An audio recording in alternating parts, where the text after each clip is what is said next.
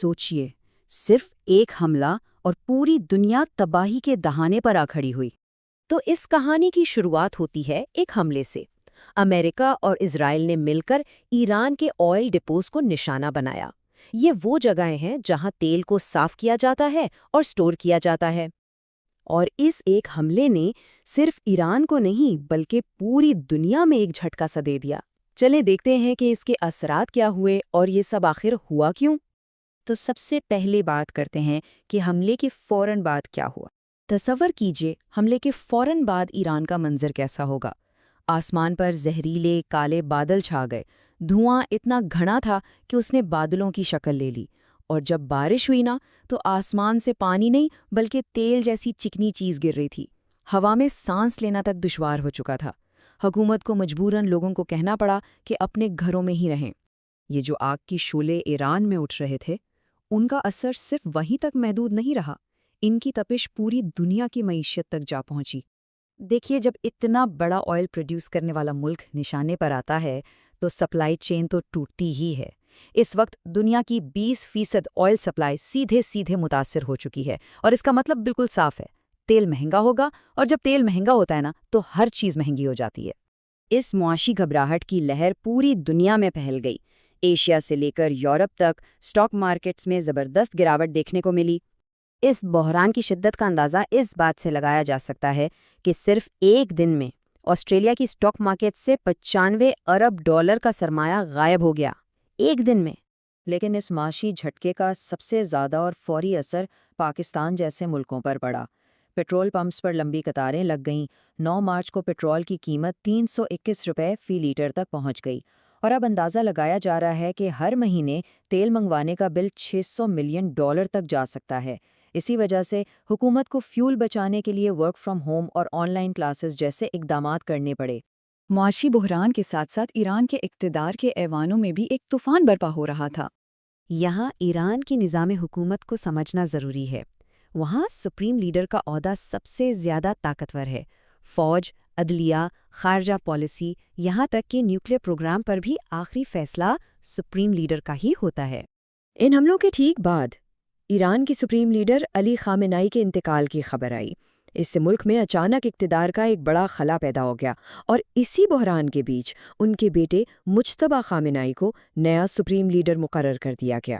مجتبیٰ خامنائی کو ایک سخت گیر لیڈر سمجھا جاتا ہے، اور اپنی پہلی ہی تقریر میں انہوں نے بالکل واضح پیغام دے دیا کہ ایران ہتھیار نہیں ڈالے گا بلکہ ان حملوں کا بھرپور جواب دے گا۔ اس سے صاف ہو گیا کہ وہ صلح نہیں، مقابلہ چاہتے ہیں۔ اور نئے سپریم لیڈر کے اس سخت رویے نے آگ کو ایران کی سرحدوں سے باہر پھیلا دیا۔ دیکھتے ہی دیکھتے پورا خطہ اس کی لپیٹ میں آ گیا۔ ایران نے اس کا جواب بھی بڑی جارحیت سے دیا۔ خلیجی ممالک پر ڈرون اور میزائل حملے کیے گئے۔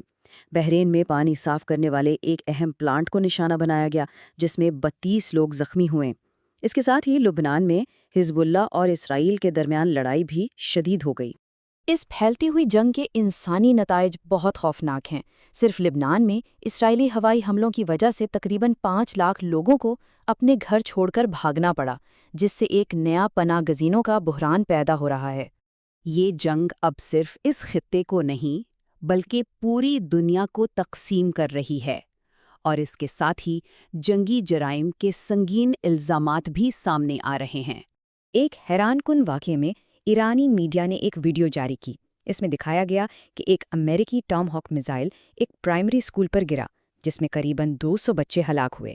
دوسری طرف امریکہ کے سابق صدر ٹرمپ نے دعویٰ کیا کہ یہ حملہ ایران نے خود اپنے اسکول پر کیا ہے۔ اس پورے تنازع میں اب تک 8 امریکی فوجی بھی مارے جا چکے ہیں۔ برکس گروپ، جسے مغربی اثر و رسوخ کا مقابلہ کرنے کے لیے بنایا گیا تھا، وہ بھی اس بحران پر تقسیم نظر آ رہا ہے۔ ایک طرف چین اور روس جیسے ملک ہیں جو کھل کر ایران کی حمایت کر رہے ہیں، دوسری طرف انڈیا اور ساؤتھ افریقہ جیسے ملک ہیں جو ابھی تک خاموش ہیں اور احتیاط سے کام لے رہے ہیں۔ یہ اس اتحاد کے اندر گہری دراڑوں کو ظاہر کرتا ہے، جس سے عالمی سطح پر ان کی مشترکہ طاقت کمزور ہو سکتی ہے۔ اس جنگ کا ایک اور دل خراش پہلو یہ ہے کہ اس کی وجہ سے غزہ تک پہنچنے والی امداد بری طرح متاثر ہوئی ہے۔ سپلائی کے راستے اب محفوظ نہیں رہے، اور اقوام متحدہ نے ایک اور گہرے انسانی بحران سے آگاہ کیا ہے۔ اب دنیا ایک ایسے چوراہے پر کھڑی ہے جہاں آگے کا راستہ بہت غیر یقینی ہے۔ عالمی لیڈرز مسلسل گفتگو شنید اور جنگ بندی کی بات کر رہے ہیں، لیکن زمینی حقائق اس کے بالکل برعکس ہیں۔ دونوں طرف سے کوئی بھی پیچھے ہٹنے کو تیار نہیں اور فوجی حملے لگاتار جاری ہیں۔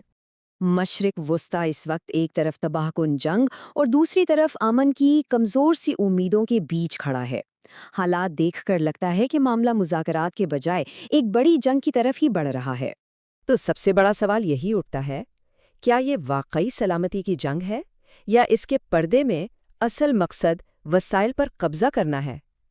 اس سوال کا جواب ہی اس خطے اور شاید پوری دنیا کے مستقبل کا فیصلہ کرے گا۔